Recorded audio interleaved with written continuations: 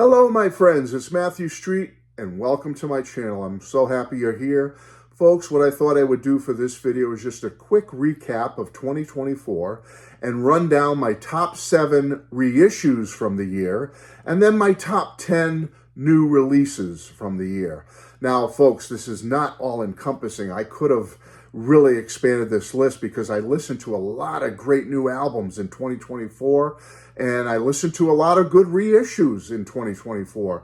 But I wanted to keep it to kind of condense it down to something that's manageable.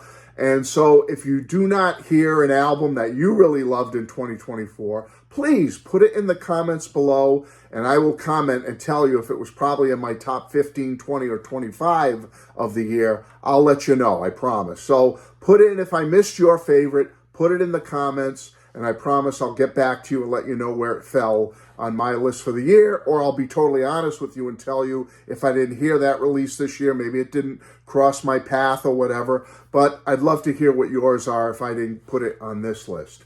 So I'm going to start with my top 7 reissues from 2024.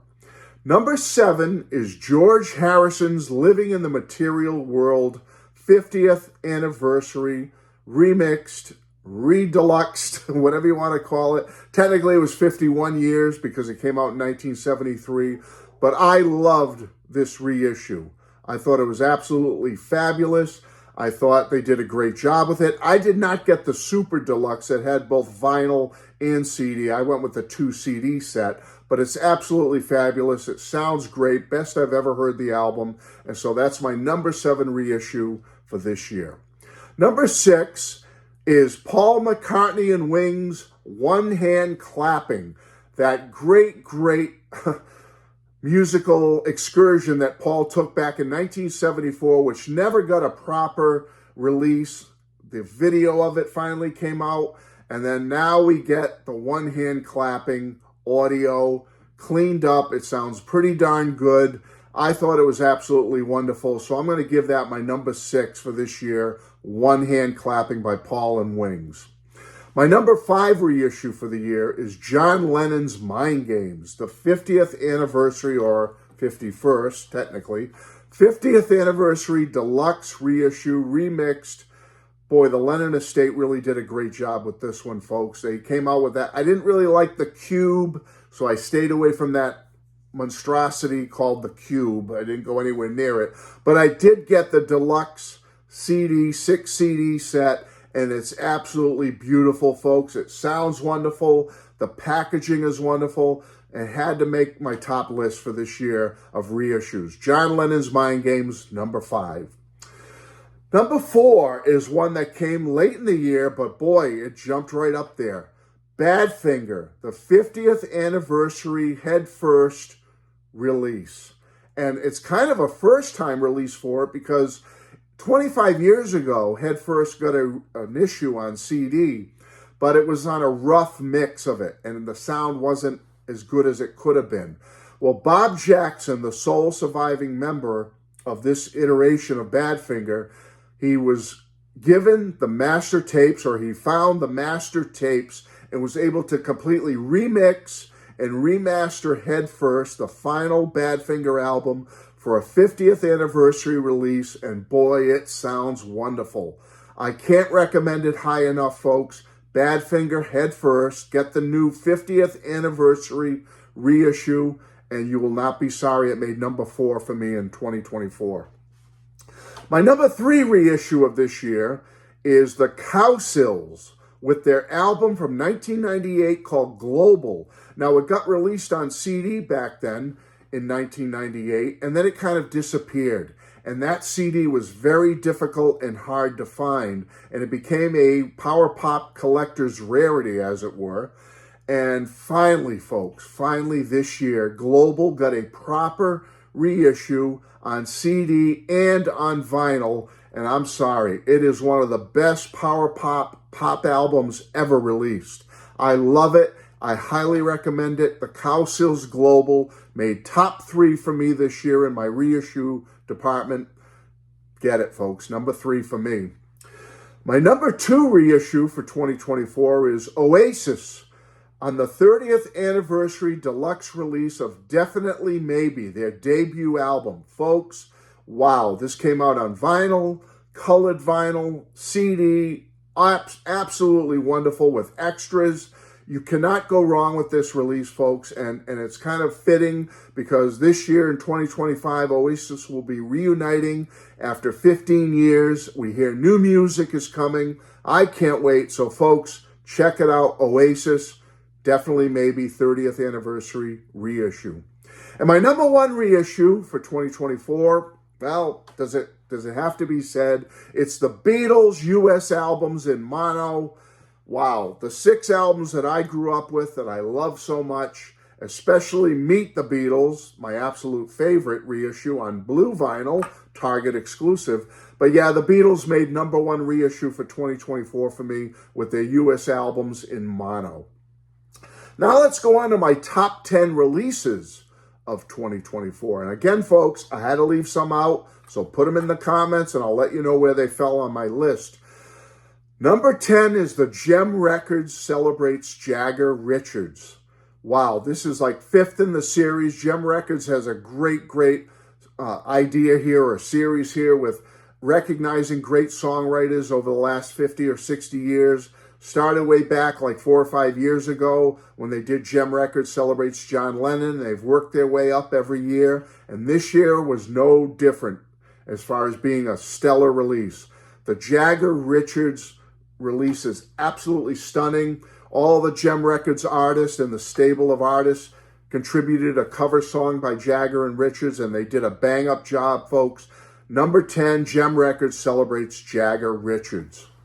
Number 9 is another Gem Records artist here, Paul Collins. Yes, that Paul Collins, the king of power pop from Paul Collins Beat, released a fabulous album called Stand Back and Take a Good Look. And wow, it made number 9 for me for this year, folks. It's an absolute great return to form for Paul Collins. Power pop bliss, great album, great melodies, wonderful release. Check it out, number 9 for me. My number 8 is another Gem Records artist. Yes, The Sins with Little Miss Lost. What a fabulous hard rockin' power pop album. Cindy Dawson, Henry Size, they lead The Sins, and they did a bang-up job with this first release for Gem Records. It's their debut, and wow, I love it. The Sins with Little Miss Lost, number 8 for me this year. My number 7 new release for this year goes back to an old classic favorite of mine, Ace Frehley, formerly of Kiss, came back with a great album called 10,000 Volts, and I love it. Wow. Now, is it the best Ace Frehley solo album? No, I have another one that's my favorite, which I'm not going to get into right now, but 10,000 Volts is a great rock album from Ace, and it deserved to be in my top 10 this year. Number 7, Ace Frehley. My number 6 album, well, he's kind of connected to a Beatle.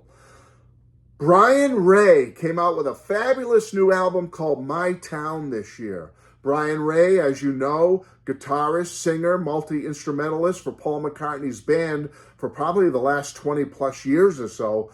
Wow, Brian knocked it out of the park with his new album called My Town, folks. Absolutely wonderful. Great power pop, great rock and roll, great songwriting. You got to hand it to Brian. He really has put out some bangers over the last 5 to 10 years or so, and this is no different. So I highly recommend this one. My number 6 for the year, Brian Ray with My Town. Now, my number 5 is an old favorite of mine. Boy, I have many of their albums and saw them live in New York City a few years ago. But boy, Red Cross really knocked it out of the park this year with their self-titled album. I'm going to call it the Red Album because it has a red motif on the cover and their name is kind of embossed on it, or kind of similar placement on the album as to the Beatles' White Album. So I'm going to call this Red Cross's Red Album. Wow, a great rocker, folks. Power pop, return to form for Red Cross. Check it out. It made my number 5 this year. Now, number 4 came on strong and came on late, because it was recommended to me by my friend Arnie not too long ago. He said, hey, have you checked out this rock album for 2024 yet? And I hadn't really, I might have skimmed it a little bit, but I hadn't really gotten into it or dove into it.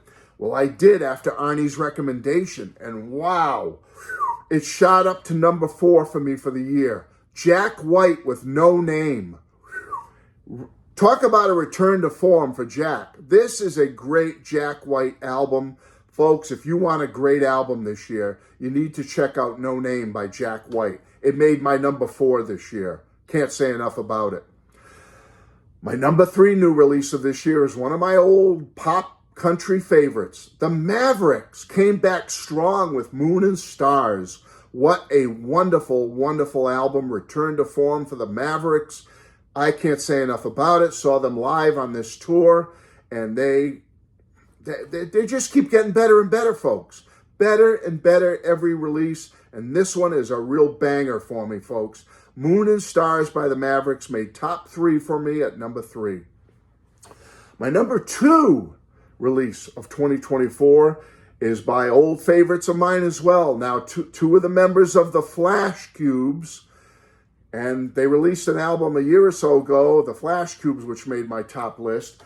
Well, this year, 2 of the Flash Cubes, Tommy Allen and Gary Frenet, got together with such a wonderful group of artists and former power pop heroes, and they released an album called Pop Treasures.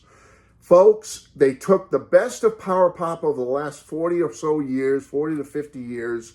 They got together with some of the original artists and put together an album that is so fresh, so new for 2024, that you would think it was just all new songs written yesterday. That's how great this album is.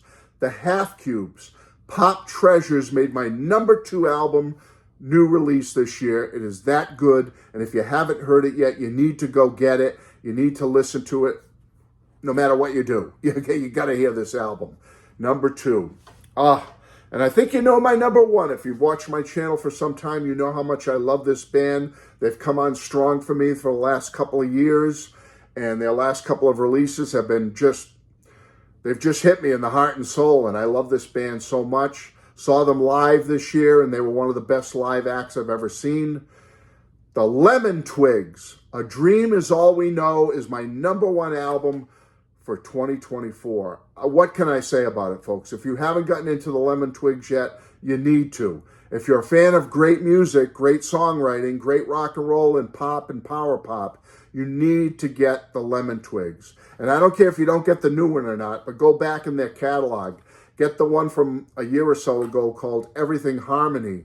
Wonderful album. One of my top picks. I would recommend to anybody. But the brand new one, A Dream Is All We Know, has to make my top list, top of the list, top of the heap, top of the mountain for 2024. It is that good of an album, folks. Lemon Twigs, A Dream Is All We Know, numero uno, number 1 for the year.